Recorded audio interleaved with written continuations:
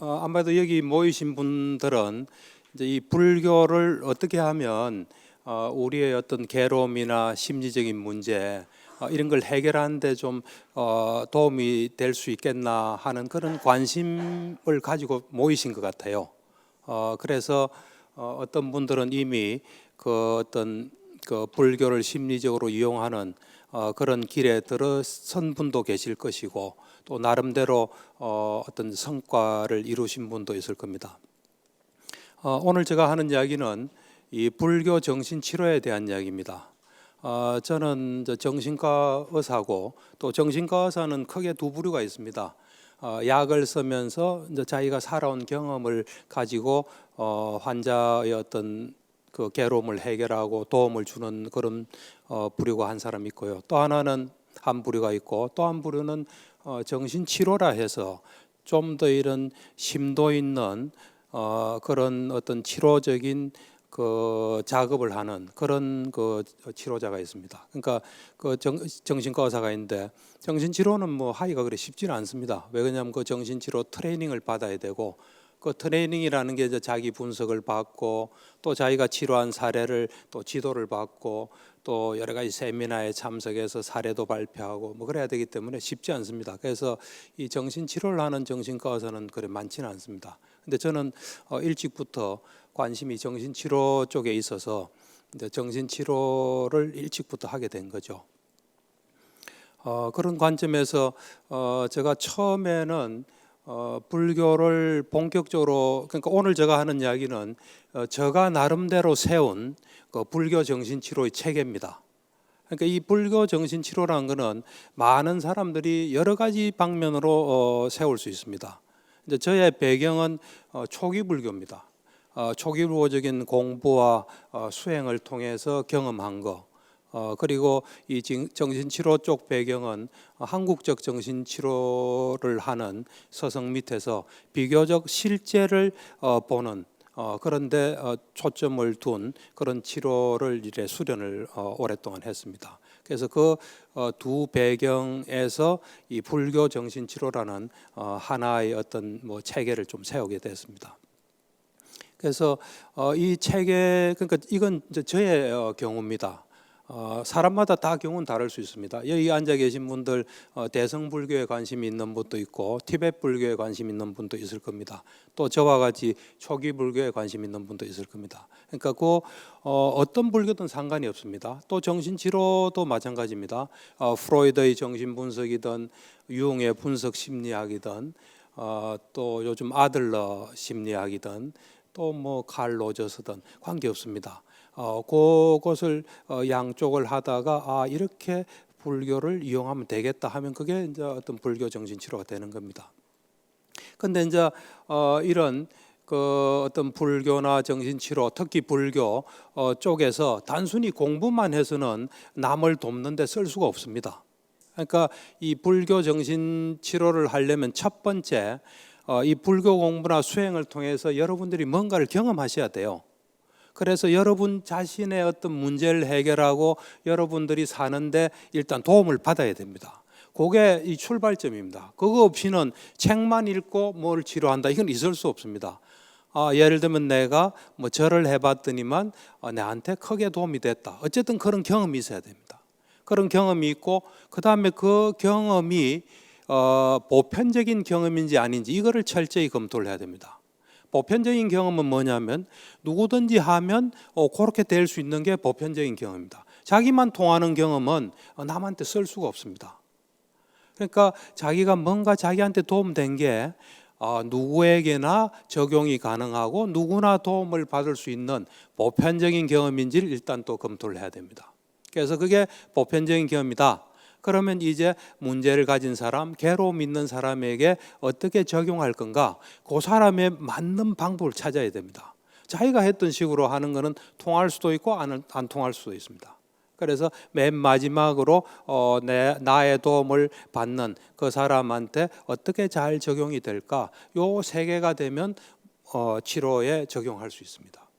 그래서 이제 일단은 제가 그동안 걸었던 길, 또 제가 하는 방식을 보시면 뭐 요대로 나도 저렇게 해도 그대로 내가 저걸 받아들여서 하면 좋겠다 하시는 분도 있을 거고, 이미 자기 길을 걷고 있는 분은 저렇게 하니까 나도 요렇게 하면 되겠다 하고 힌트를 받을 수도 있습니다. 그러니까 저의 케이스를 이래 이야기하면 여기 계신 분들이 나름대로 도움이 되지 않을까 해서 이야기를 좀 시작하겠습니다. 그러니까 처음에는 제가 불교를 본격적으로 만난 것은 85년도입니다. 그때 우연한 기회에 저의 첫 번째 불교 스승을 만나서 불교를 배워보니까 그 당시에 업설이라는 걸 배웠습니다. 업설은 뭐냐면 세상이 어떻게 구성이 돼서 어떤 식으로 이게 움직인다는 겁니다. 그러니까 우리의 어떤 이 세상에서 일어나는 어떤 성공, 실패, 행불행을 잘 설명할 수 있는 그런 모델입니다. 그걸 제가 배우고 난 뒤에 이거 참 좋구나, 이게 진리구나, 이걸 정확히 알고 나면 뭔가 이 세상 살아가는데 큰 도움이 되겠다 해서 제가 저의 생활에 이래 이제 적용도 하고 뭐 저의 그 당시에 제가 전공의 때입니다. 그때 결혼한 지도 얼마 안 될 때인데 결혼 생활과 이 병원 생활, 전공의 생활에 적용을 해보니까 도움이 많이 됐어요. 그래서 그때 이거를 정신적인 문제를 가진 사람들이 알면 도움이 많이 되겠다 하는 거기로부터 시작했어요. 그래서 처음에는 이 정신과가 이래 따로 있고 불교적인 걸 좀 넣으면 되겠다 이래 생각한 거예요. 일종의 접목 비슷한 거죠. 그래서 이제 거기로부터 출발해서 하는데 저의 이제 첫 번째 스승하고 인연이 굉장히 짧았습니다. 3년밖에 안 됐기 때문에 돌아가시고 난 뒤는 또 그리고 조금 나름대로의 법을 펼치신 분이기 때문에 상당히 그 뒤에 어려움이 있었습니다. 한 15년 정도를 암흑기였습니다. 그 15년을 길이 안 보였죠. 불교 쪽에서 이제 길을 잃은 셈이죠. 그때 이제 정신 치료를 열심히 했습니다. 교육 분석도 받고 또 사례 지도도 받고 열심히 이제 했죠. 하면서 일단은 정신 치료가 뭔지, 소위 말하는 이제 어떤 대화를 통해서 이런 치료하는 이게 어떤 원리로 치료되고 어떻게 해야 되는지 그걸 나름대로 좀 감을 잡았습니다. 감을 잡고는 한 2000년경에 그때 그 산스크리트 이제 빨리를 한 거죠. 왜냐하면 장차 이 원전을 읽어야 되니까요. 그래서 이제 그걸 준비를 하다가 우연히 제가 2003년도에 그 소위 말하는 위파사나라는 걸 이제 접하게 된 거죠. 책을 통해서 보니까 그때에도 저는 이제 길을 잃은 상태고 했는데 위파사나를 보니까 이 순간순간 몸과 마음을 관찰해서 무상고무화를 깨칠 수 있다 하는 게 경전과 주석서의 입각에서 아주 설명이 잘 돼 있더라고요. 그래서 이거를 한번 경험해 봐야 되겠다 하면서 이제 그때 한 15년 세월을 굉장히 힘들게 보낸 거죠. 보내다가 그때 이제 미얀마를 가서 한 달 열심히 수행을 했죠. 열심히 수행을 하면서 아침에 눈 떠서부터 잘 때까지 순간순간 몸과 마음을 관찰해 보니까 몸과 마음의 속성을 알 수 있었습니다. 나름대로는 이제 긴 시간 아니었지만 이 무상고무화를 이제 나름대로 이해를 하고 그다음 현재에 집중해 있다는 게 얼마나 중요한지 이제 알게 됐습니다. 알게 되고 여러 가지 정신적인 현상의 속성을 알겠더라고요. 생각이 어떤 속성을 가졌구나 하는 걸 알고 이것을 내가 앞으로 평생을 해야 되겠다 해서 이제 그때부터 계속 지금까지 현재 집중을 하고 있습니다. 그래서 그때 이제 그나마 보이지 않던 길에서 좀 길이 보이더라고요.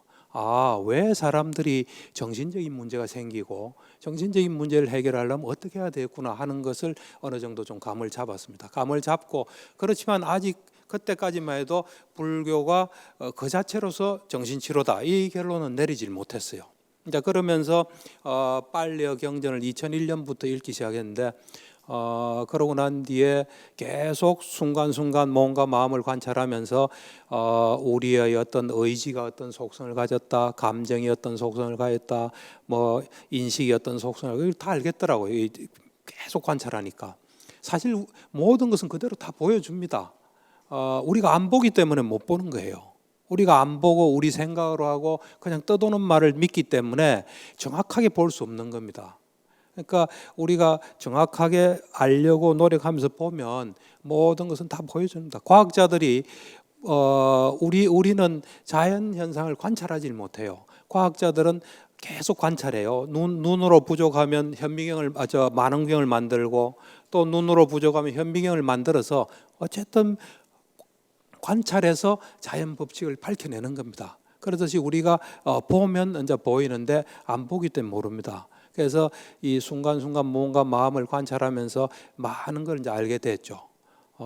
알게 되고 이제 이 초기 경전은 니까야로 되어 있습니다. 경률론 3장인데 그 중에 경이 이제 니까야인데 니까야는 오부 니까야로 구성이 되어 있습니다. 근데 이제 이 주된 게 이제 사부 니까야에 있죠. 그래서 그 당시에 사부 니까야를 이제 꼼꼼히 보기 시작한 거죠. 보면서 과연 부처님의 가르침은 뭐며 제가 경험한 건 뭐고 경험하지 못한 건 뭐고 또 불교가 가진 심리학, 심리치료가 될 수 있나 이제 그런 관점을 가지고 니까야를 읽기 시작했죠. 그 계속 현재 집중하고 관찰하면서 그렇게 하면서 보니까 사부 니까야를 이래 꼼꼼히 다 읽어 보니까 부처님의 가르침의 핵심, 그러니까 부처님이 경험한 거예요. 제가 뭐 니까를 읽으면서 부처님 말씀 이렇구나 믿어야지 그런 생각한 적은 한 번도 없습니다. 부처님이 말씀하신 게 정말 무엇인지 그게 정말 옳은 건지 뭐 그거를 의심이 아니라 그냥 정확하게 알려고 노력했죠. 그러면서 보니까 그때 제가 이제 이런 생각을 했습니다. 불교는 훌륭한 심리 치료구나, 심리학이구나. 하지만은 제가 아직 경험 못한 것들이 좀 있었기 때문에 거기에 100% 확신을 가질 수가 없었어요. 그때만 해도 이 초기 불교적으로 보면 윤회가 가장 핵심이에요. 불교의 가장 핵심은 인과의 법칙입니다. 모든 것은 원인이 있어서 결과가 있다는 거예요. 그 당시에 이제 부처님이 나타나신 게 2600여 년 전인데 그 당시에 이제 주된 바라문교라고 정통 바라문이죠. 그 사람들은 사회 권력도 가지고 있고 부도 가지고 있고 종교적으로도 정통이에요. 이제 육사외도로에서 그 당시에 아주 출중한 서성들이 6명이 있었어요. 그러니까 불교는 그 6명 외에 따로 이제 이래 분류되죠. 그래서 다른 종교들은 다 보면은 세 군데 중에 하나에 다 들어갑니다. 하나는 신이 있어서 신이 모든 걸 관장한다. 또 하나는 어떤 운명이 있어서 그 운명을 밟을 수밖에 없다. 또 하나는 원인 결과 없이 그냥 우연해서 일어난다 이거예요. 그에 반해서 부처님께서 펴신 것은 인과의 법칙이에요. 모든 것은 어떤 원인이 있어서 결과가 있다. 우리가 하는 모든 것은 다 결과가 있습니다. 여러분들 누워서 생각하면요, 그게 결과가 있어요. 그건 이제 수행을 많이 하면 알 수 있습니다. 그게 뭐 결과가 있겠나 하지만 우리가 일으킨 모든 것은 다 결과가 있습니다. 그래서 그 인과의 법칙, 그걸 또 업설이라 이야기하죠. 그거를 부처님께서 이제 말씀하신 거예요. 그래서 이 불교의 가장 핵심은 인과의 법칙입니다. 그 인과의 법칙에서 보니까 우리는 몸과 마음을 가졌지만 그게 무아라는 겁니다. 무아란 건 없는 게 아닙니다. 몸과 마음이 없는 게 아니에요. 몸과 마음에 우리가 어떤 것도 우리 마음대로 할 수 있다는 게 하나도 없다는 게 눈꼽만큼도 없습니다. 수행을 해보면 알 수 있습니다. 몸과 마음은 몸과 마음의 인과의 법칙대로 돌아가는 거지 조건에 따라 돌아가는 거지 우리가 뭐 하고 싶다고 되는 거 하나도 없습니다. 그래서 이 인과의 법칙이 가장 핵심이고 그 다음에 무아라는 겁니다. 무상고 무아. 그 다음에 이제 또 사람이 그러니까 이 존재하게 되면 괴로움을 피할 수 없는 겁니다. 그러다가 죽으면 또 인과의 법칙에 따라 다시 바로 살아납니다. 여러분들 지금 저 강의 듣고 집에 가서 주무시면 아침 되면 눈 딱 뜨죠. 그렇듯이 죽으면 바로 딱 살아납니다. 그게 윤회입니다. 그래서 끝없는 어떤 고통 속에 있는 거기서부터 벗어나라는 게 부처님의 가르침이에요. 그리고 그 다음에 이제 이런 그 불교는 철저하게 심리학이 될 수밖에 없는 게 초기 불교의 어떤 부처님의 가르침은 전부 관찰로부터 나온 겁니다. 관찰은 두 종류가 있습니다. 어떤 덩어리로서의 관찰, 우리가 그냥 내가 지금 화가 났구나, 손을 보고 손이구나 하는 이런 좀 덩어리로서의 관찰이 있고 아주 미세한 궁극적인 어떤 실제를 보는 관찰이 있습니다. 그건 뭐냐면은 우리가 선정이라는 게 있거든요. 선정을 닦아서, 선정이라는 건 마음이 하나로 딱 모아진 상태입니다. 마음이 어디 흩어지지 않고, 또 선정에는 초선, 이선, 삼선, 사선이 있는데 이제 사선이 되면 완전히 마음이 아는 기능을 발휘할 수 있는 그런 상태가 되는 게 선정입니다. 그래서 그 선정이 되면 쉽게 이야기해서 이 지혜의 눈이란 게 열립니다. 그러니까 우리가 육안으로 볼 수 없는 거, 또 우리가 어떤 눈, 귀, 코, 혀, 몸, 정신으로 감지할 수 없는 것을 이래 볼 수 있는 그런 상태가 됩니다. 그렇게 해서 이렇게 보게 되면 우리 몸이, 지금 우리는 이 손이 이래 보이지 않습니까? 이 손을 누가 변한다고 생각했습니까? 손이 내게 아니라고 누가 생각하겠습니까? 그런데 선정을 얻어서 이렇게 보면 이것의 궁극적인 물질을 보면 일어났다 사라져요. 굉장히 빠른 속도로 일어났다 사라지고, 그것을 내가 어떻게 할 수 없고 하는 걸 보면 이게 내 손이라는 생각이 없어집니다. 그래서 정확하게 우리의 실상을 보게 돼요. 정신도 마찬가지예요. 우리는 그냥 화나면 화났다 정도 생각하죠. 그런데 실제로 우리가 어떤 지혜의 눈을 얻어서 어떤 정신을 보면 정신인식 과정이라는 게 있어요. 그래서 우리가 화날 때는 어떤 현상, 어떤 마음부수가 있고 어떤 인식 과정이 전개되고, 그래서 우리에게 어떤 영향이 오고 이런 것들이 다 보입니다. 이렇게. 그렇게 해서 관찰해서 그 관찰의 결과 우리 존재가 어떤 존재란 걸 밝힌 게 불교예요. 그래서 불교는 그대로 심리학이 될 수밖에 없습니다. 우리가 이 어떤 고통이 왜 오고 고통을 또 없애려면 어떻게 해야 되고 이런 것들을 정확하게 이제 알 수 있습니다. 그렇지만 이제 제가 그 당시에는 뭐 선정을 얻지도 못하고 그다음 불교에서 어떤 핵심인 윤회도 뭐 보지도 못하고 이래 있어서 이제 이것을 내가 불교 정신치료를 확립하기 위해서는 물론 뭐 믿었죠. 그 당시에 이미 사부니까 읽고는 제가 부처님 가르치면 100% 진리라는 걸 제가 믿었어요. 윤회도 100% 믿고 믿었지만은 믿는 거하고 자기가 보는 거하고는 차이가 있습니다. 믿으면 믿지만 남에게는 말할 수가 없죠. 말할 수도 없고 어떤 체계를 세운 데는 큰 장애물이죠. 그래서 이거를 경험해야 되겠다 해서 2번에 걸쳐서 병원문을 2번 닫았어요. 못할 짓을 많이 했습니다. 환자한테 못할 짓하고 가족들한테 못할 짓을 했죠. 그래서 2009년도에 처음 2년 예정으로 문을 닫았다가 한 6개월 수행해 보니까 제가 목표하는 수행은 도달할 길이 없더라고요. 그래서 이건 제가 있는 힘든 모양이다 하고 이제 그만두고 다시 복귀해서 니까야를 다 읽었죠. 니까야를 다 읽고 한 번 더 시도해 봐야 되겠다 해서 2013년 11월에 다시 문을 닫았죠. 문을 닫고 수행을 해서 이제 성공적으로 수행을 끝냈습니다. 끝내서 선정을 닫고 어떤 우리의 어떤 실상을 보게 된 거죠. 궁극적인 그걸 이제 불교에서는 파라마타라 그럽니다. 파라마타 구경법이라 그러죠. 궁극적인 물질, 궁극적인 정신, 시비연기, 위파사나 이런 걸 이제 보면서 그걸 딱 경험하고 나니까 뭐 정신치료는 잘하지는 못하지만 오랫동안 했고 정신치료의 핵심이 이렇다는 걸 알고, 그 다음에 불교에서 의문이 없어지니까 어느 날 이게 두 개가 딱 붙더라고요. 붙으면서 불교가 훌륭한 정신치료다 하는 것을 이제 결론을 내렸어요. 그냥 그 이상하게 준비가 되니까 그냥 이렇게 탁 붙어요. 그래서 그 다음에 그러면 이거를 불교 정신치료라는 것을 사람한테 알리려면 작업이 좀 필요해요. 그래서 이제 그 한 작업이 뭐냐면, 그러면 정신치료가 과연 뭔지를 본질이 뭔가, 뭘 정신치료라고 하나 그걸 봤어요. 보니까 사람들이 연구를 많이 해놨더라고요. 그러니까 1986년에 서양의 그 카라수라는 사람이 86년 당시에 정신치료 학파가 몇 개인지를 세봤어요. 세보니까 그 당시에 400개 이상이었습니다. 그러니까 정신치료 학파가 400개 이상 되는 거예요. 86년에. 그 다음에 제가 작년에 그 2016년 3월에 위키피디아를, 요즘은 뭐 위키피디아 두드리면 다 나오거든요. 위키피디아를 두드려서 정신치료 학파가 수가 몇 개나 되나고 보니까 한 벌써 86년부터 10년이 지났는데 이제 1000개 이상이에요. 이제는. 그래서 일단 수가 굉장히 많다는 걸 알았어요. 그러고 난 뒤에 이제 프로이드, 융, 그다음 아들러, 칼 로저스의 치료를 제가 이제 면밀히 좀 검토하기 시작했어요. 하면서 그걸 보니까 이 정신치료라는 게 결국은 핵심이 인간이 어떤 존재라는 것에 대한 어떤 이해하는 틀을 가지고 있어요. 틀을 가지고 그 틀을 가지고 있으면서 인간의 문제를 해결하는 거예요.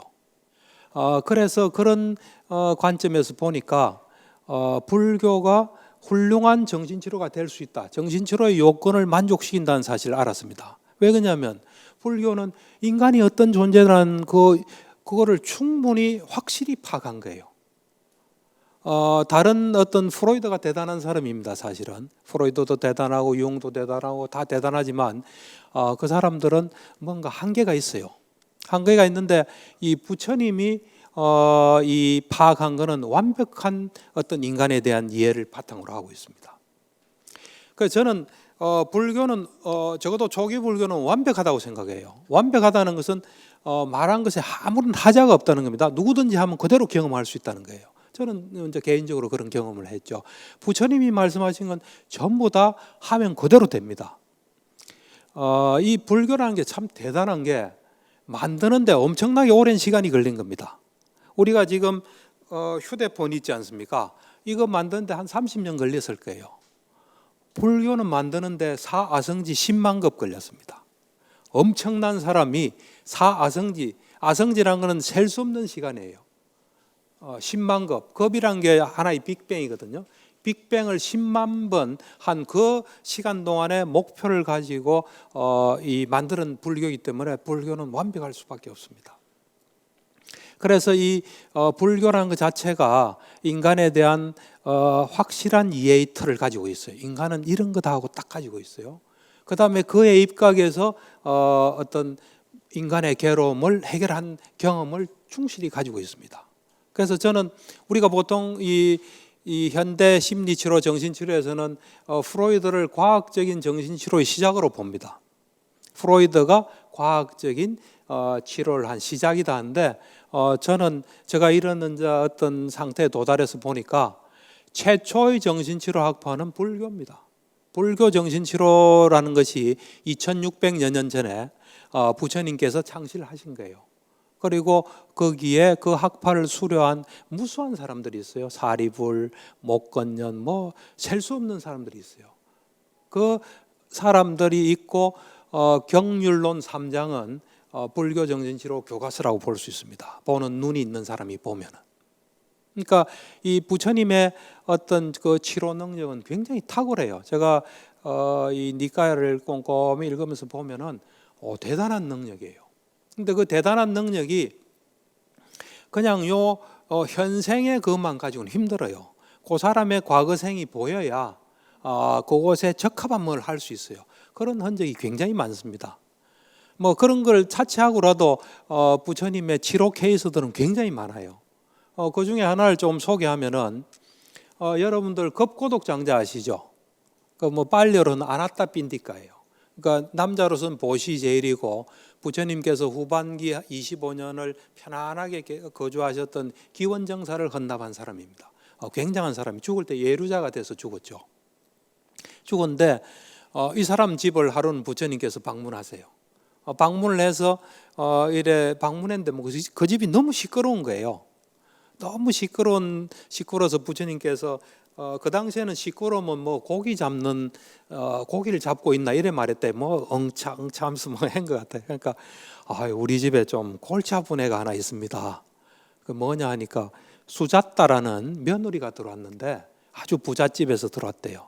들어왔는데 이 며느리가 시어머니도 모르고 시아버지도 모르고 남편도 모르고 부처님도 공경하지 않습니다. 이런 이야기래요. 이거는 그 초기경전 그 앙구따라 니까야에 앙구따라는 그 법수별로 이렇게 나와 있거든요. 하나의 법부터 11가지 법까지 그러니까 7법 그러니까 7품이죠. 7품에 노는 안해경이라는 경에 나와 있습니다. 그러니까 부처님께서 그럼 수자따를 좀 오라고 해라. 그러니까 이제 수자따가 온 거죠. 그러니까 부처님께서 딱 보고는 하시는 말씀이 남자에게는 7부류의 아내가 있다. 첫째가 살인자 같은 아내가 있다. 두 번째는 도둑과 같은 아내가 있다. 아주 그 성질 안 좋은 안주인 같은 아내가 있다. 그 다음에 어머니 같은 아내가 있고, 누이와 같은 아내가 있고, 친구와 같은 아내가 있고, 하인과 같은 아내가 있다. 여자분들 많은데 이거 좀 오해해서 들으면 안 됩니다. 그 당시에 부처님 상황, 그 당시 시대 상황을 좀 감안해서 들어야 돼요. 지금 이런 말 했다가는 뭐 혼나죠. 말도 안 되는 이야기죠. 그건 좀 감안하셔야 됩니다. 7가지의 아내가 있다. 너는 어느 부류의 아내냐? 이래 물어봐요. 그러니까 수자따가 너무 간략하게 그래 말씀하시면 제가 모르겠습니다. 자세히 말씀해 주십시오 하니까 자 그러면 하나하나 설명을 해요. 첫 번째 살인자 같은 아내는 그 당시에는 이 돈 주고 사온 사람들이 좀 있었던 아내가 있었던 것 같아요. 돈 주고 이제 사온 거죠. 사오니까 이 여자가 어떻게 하면 호시탐탐 저 남편 죽여서 재산 가지고 도망갈까 이제 그래 생각하는 아내들도 좀 있었던 것 같아요. 그러니까 영 거칠고 그다음에 남은 남자에나 관심 가지고 남은 남자 홀리고 그러면서 어떻게 하면 틈 봐서 죽이고 도망갈까. 그게 살인자와 같은 아내다. 그 당시에 시대 상황이 좀 그랬던 것 같습니다. 그다음 이제 도둑 같은 아내는 뭐냐면 남편이 농사도 짓고 기술이나 여러 가지에서 돈 벌어오면 그걸 빼돌리는 거죠. 어디 도둑질하듯이 빼가지고 어디 자기 뭘 하든지 하여튼 그걸 도둑질하는 아내다. 그 다음에 아주 악질 같은 안주인. 이거는 뭐냐면 자기는 일도 안 하고 열심히 일하는 사람한테 막 괴롭히고 더 해라 그러고 막 밑에 사람들 못 살게 구는 이게 이제 아주 질이 안 좋은 안주인이다. 그 다음 이제 네 번째는 부모 같은 아내는 뭐냐면 항상 남편을 자식처럼 생각하고 잘 보호하고 재산도 잘 해서 이래 이제 남편이 잘 되게끔 그런 어머니 같은 마음을 가진 아내가 있다. 그 다음에 누이와 같은 아내는 뭐냐면 그 당시에 여동생은 언니한테 잘했던 것 같아요. 잘하고 언니를 존경하고 그랬던 것 같아요. 지금하고는 좀 시대가 좀 다른 것 같아요.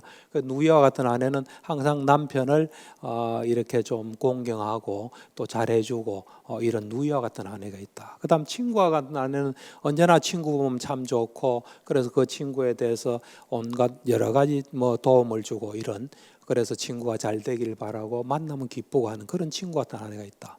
그 다음 맨 마지막으로 하녀와 같은 아내는 뭐냐면 설사 주인이 이런 몽둥이를 들고 어떻게 하더라도 그에 대해서 이런 속으로 거역하는 마음 없이 잘 따르고 주인을 잘 어떻게 보호하고 주인에게 잘하는 그런 아내다.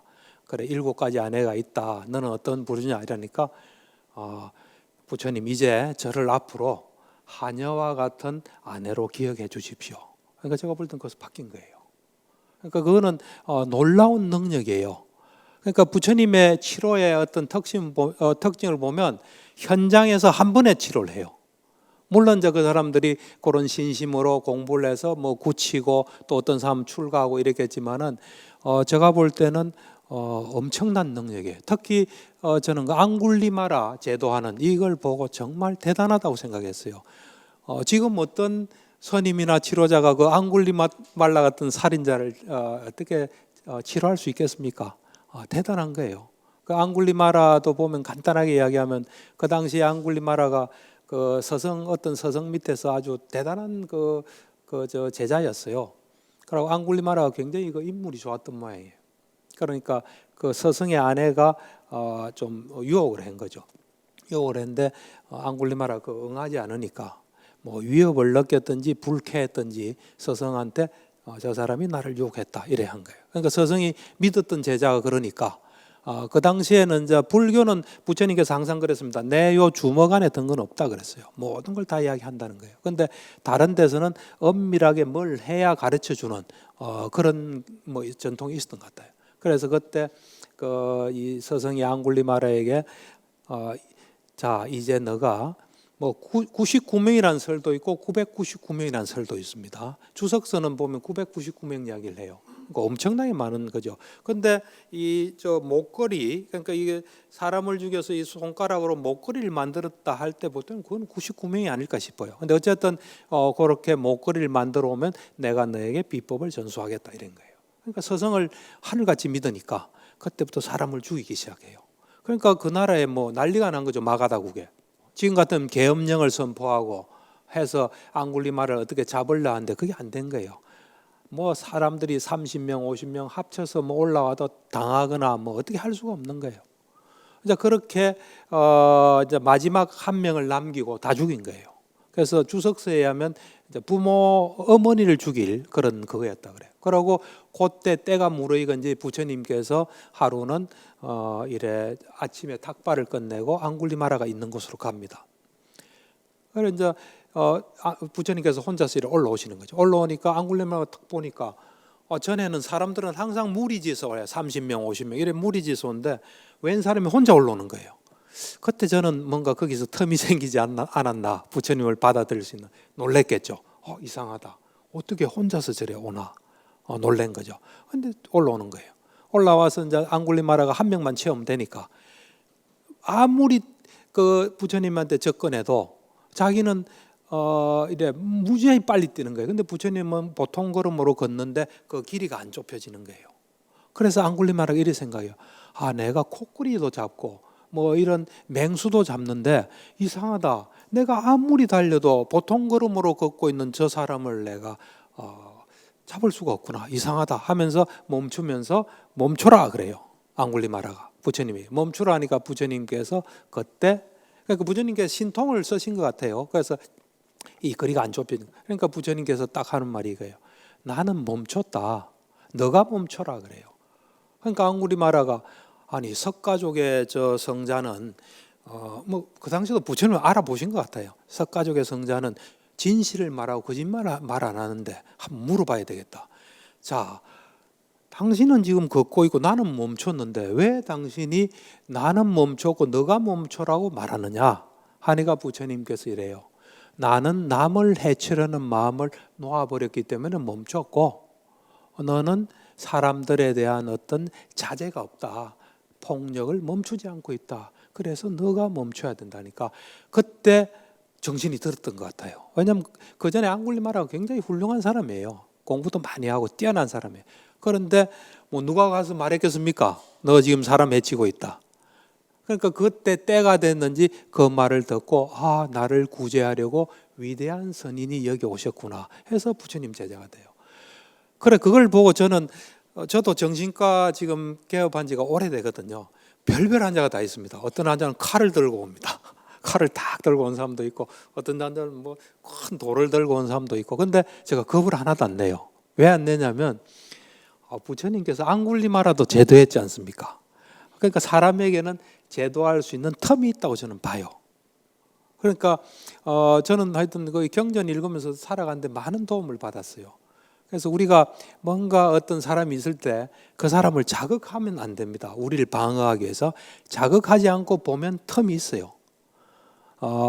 그래서 하여튼 그런 그 부처님의 정말 탁월한 능력이에요. 그 이래 경전들을 그런 어떤 치료자, 부처님을 이 정신 치료자로 보면서 경들을 읽어보면 참 위대한 치료자다 하는 느낌이 들어요. 그리고 그 부처님의 그러니까 부처님께서 이 불교가 보편적인 진리고 검증된 진리인 게 뭐냐면 아까도 말했다시피 사아성지 10만급 동안 10바라미를 닦으신 겁니다. 부처님께서 닦아가지고 완전히 어떤 그 준비를 완료 상태에서 이제 도솔천에 있다가 여기 내려오셨거든요. 그래서 한 생에 닦은 게 아닙니다.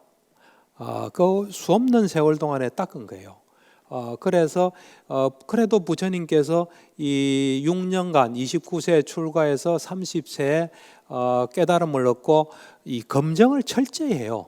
내가 제대로 깨달았나 안 깨달았나 검증을 하는 게 니까야의 도처에 나와 있습니다. 그러니까 내가 완전히 알지 못했을 때 나는 세상에 완전히 깨달았다고 공표하지 않았다는 게 수도 없이 나옵니다. 그러면서 예를 들면 천신 같으면 내가 처음에 천신의 환한 빛만 봤을 때 그리고 모습은 못 봤을 때 나는 깨달았다고 말하지 않았다. 그 다음에 그 모습을 봤지만 그 뭐 어떤 속성을 가진지 뭐 무슨 업으로 태어난지 내가 과거에 만난 적이 있는지 뭐 해가 그 천신에 대해서 확실히 알 때 나는 깨달았다 하고 세상에 말했다 하는. 그러니까 이 부처님 자신이 자기가 경험한 것을 철저히 검증해요.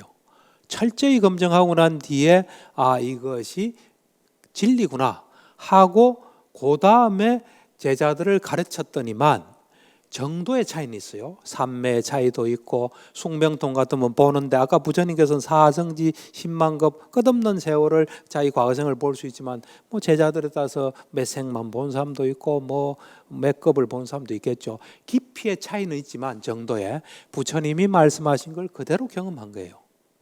그게 보편적인 진리고 검증된 진리입니다. 그래서 니까에는 전부 다 그런 구조로 되어 있습니다. 아, 내가 해보니까 부처님 말씀 맞더라. 어젯밤에 나는 산명을 깨쳤다. 이런 게 쭉 나와요. 그러니까 불교 정신치료는 특징이 뭐냐면 완벽한 진리를 기반으로 하고 있다는 거예요. 두 번째는 다른 정신치료들은 건드릴 수 없는 부분이 있어요. 예를 들면 죽음에 대한 문제라든지 인간의 근원적인 완전한 괴로움을 해결하는 그런 거라든지 여러 가지가 손 못 대는 부분들이 많아요. 그런데 불교 정신치료는 따라만 와준다면 완벽하게 모든 괴로움을 없앨 수 있습니다. 죽음에 대한 공부라든지 뭐 어떤 거라든지. 그러니까 우리가 몸을 가진 않은, 우리가 살아있는 동안은 이 신체에서 오는 괴로움은 피할 수가 없습니다. 누가 저보고 이렇게 칼을 쭉 끄면 쓰라리죠. 이거는 어쩔 수가 없어요. 그렇지만은 정신적인 괴로움은 완벽하게 해결할 수 있습니다. 그러니까 불교 이 정신치료란 거는 어떤 괴로움의 완벽한 해결, 또 정신적인 문제의 완벽한 해결을 할 수 있다는 특징이 있습니다. 물론 치료자의 능력만큼 치료하는 겁니다. 그런 어떤 이 불교 정신치료는 그런 특징이 있습니다. 그 다음에 이제 이게 보면 이 불교 정신치료라는 게 이 부처님 법을 우리가 기반으로 하고 있습니다. 기반으로 하고 있기 때문에 이 부처님 법에 초기 불교적으로 보면 가장 핵심이 사성제 팔정도입니다. 그러니까 불교의 가장 핵심은 사성제 팔정도인데 사성제 안에 팔정도가 있고 팔정도 안에 사성제가 있습니다. 어떻게 있냐면 사성제를 이제 제가 부처님이 말씀하신 사성제, 그 다음에 불교 정신치료적으로 우리가 이제 이게 이용할 수 있는 사성제, 팔정도도 마찬가지고 부처님이 말씀하신 팔정도, 그 다음에 불교 정신치료적으로 우리가 이용할 수 있는 팔정도를 제가 조금 한번 이야기해 보고 이 시간을 마무리 짓도록 하겠습니다. 이 사성제는 부처님께서 말씀하시기를 나나, 부처님 자신이 그랬어요. 나나 여러분들이나 사성제가 밝혀지기 전에는 끝없는 윤회를 하면서 고통을 겪었다. 이제 사성제가 밝혀졌기 때문에 거기서 우리는 벗어날 수 있다 할 정도로 사성제는 불교의 핵심입니다. 그리고 사성제를 그리고 이제 부처님의 가장 근접했던 제자가 사리불이에요.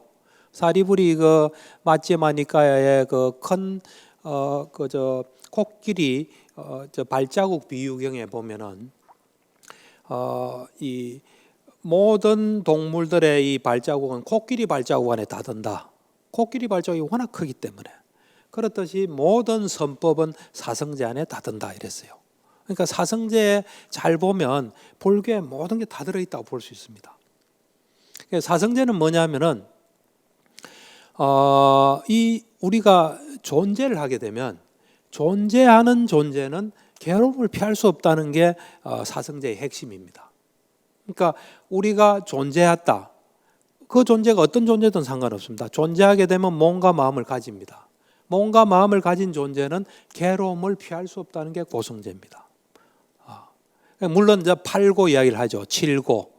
생로병사가 괴로움이고 원하는 거 얻지 못하고 좋아하는 사람하고 헤어져야 되고 싫은 사람 만나야 되고 그것들을 간략하게 보면 오치온이다 그래 이야기합니다. 경전에서는. 그래서 인간이 겪을 수 있는 괴로움들은 오치온이 있기 때문에 겪는다는 거예요. 오치온이 몸과 마음입니다.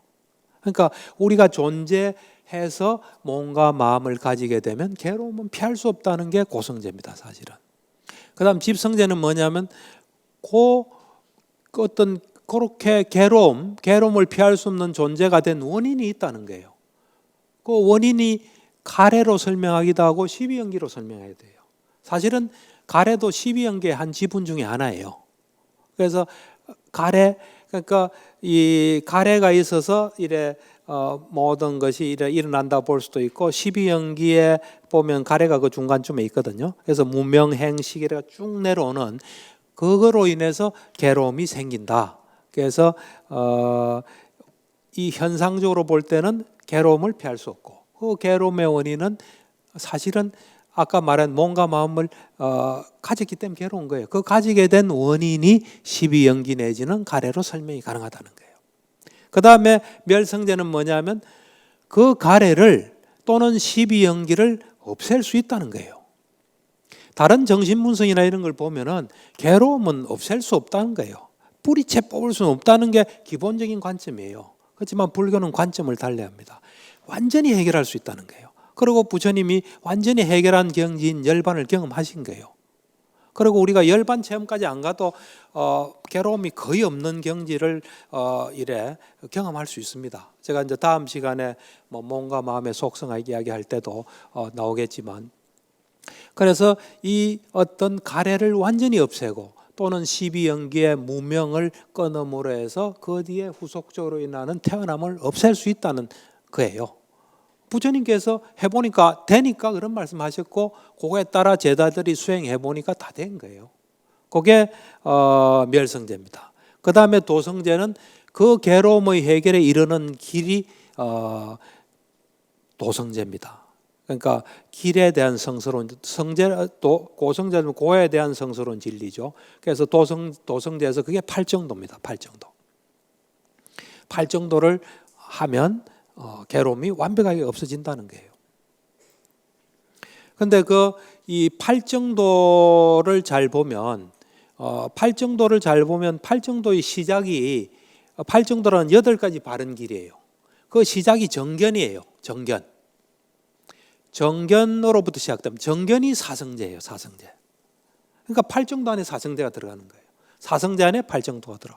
왜 그러면 사성제만 말하면 되지 왜 8정도를 거론하느냐 하는데 부처님께서 특별하게 8정도를 말씀하신 게 있기 때문에 우리는 사성제 8정도에서 8정도를 또 이야기해요. 왜냐하면 부처님께서 대반열반경에 보면 돌아가시기 직전에 마지막으로 부처님의 제자가 된 사람이 있거든요.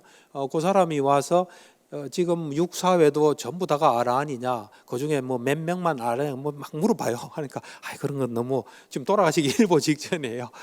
그런 거 그 사람들이 아라한이든 뭐든 건 중요한 게 아니고 하면서 8정도가 있으면 사문이 있다. 8정도가 있으면 두 번째 사문이 있고 8정도가 있으면 세 번째 사문이 있고 8정도가 있으면 네 번째 사문이 있다는 거예요. 그게 사문이 있다가 예류자입니다. 그 성자들 예류자, 일례자, 불환자, 아라한이에요. 그러니까 8정도가 있으면 다른 말로 하면 불교고 8정도가 없으면 불교가 아니다. 이래 보시면 됩니다. 그래서 우리는 또 8정도가 또 실천이니까 이러는 길이니까 그래서 8정도를 이야기를 하거든요. 8정도는 정견이에요. 정견은 사성제를 아는 게 정견이에요. 그 다음에 사성제를 알고 나면은 정사율에서 사율을 생각이 아닙니다. 이 마음을 먹는 거예요. 이 사성제를 알고 정견을 딱 가지면 내가 이렇게 살아야지 하는 마음을 먹는 게 정사유예요. 그게 출리의 사유, 성내지 않고 남을 해치지 않은 사유예요.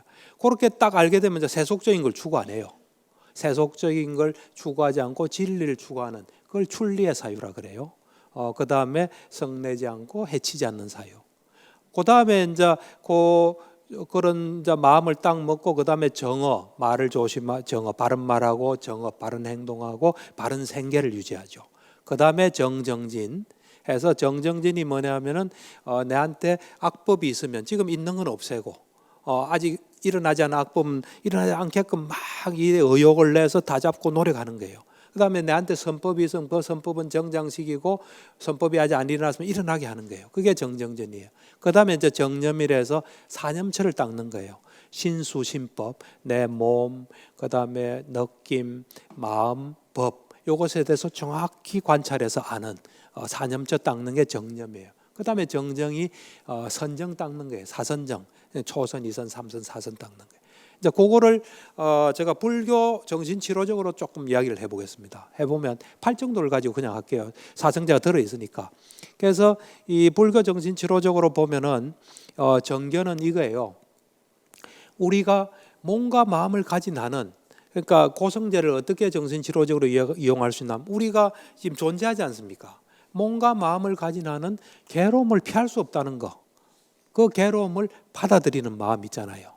그걸 제가 이래 보면은 괴로움이 있을 때 또 자기가 만드는 괴로움을 막 만들어요. 이제 앞으로 뭐 자세히 이야기하겠지만 그거를 멈추는 거예요. 정말 우리가 불가피하게 겪을 수밖에 없는 괴로움. 그거를 겪고 그거를 또 바라보는 시각을 바로 하게 되면 또 괴로움도 사실 없어집니다. 그래서 아라한들이 괴로움이 없는 거예요. 그래서 그게 고성제라고 볼 수 있습니다.